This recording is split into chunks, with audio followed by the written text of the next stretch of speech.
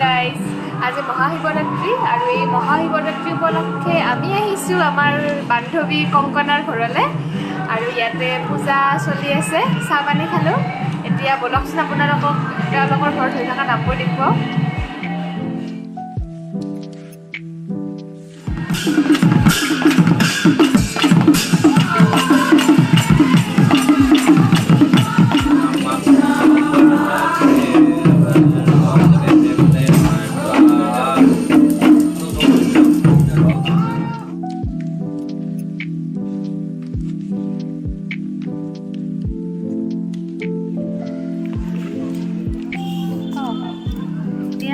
দেখিবলৈ পাইছে পাতত ইমান টেষ্ট হৈছে মই চব খাই দিছোঁ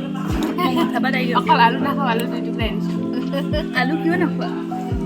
এখেতৰ পাত একদম চিকচিকীয়া এখেত হ'ল বহুত লাজ কৰিয়া মানুহ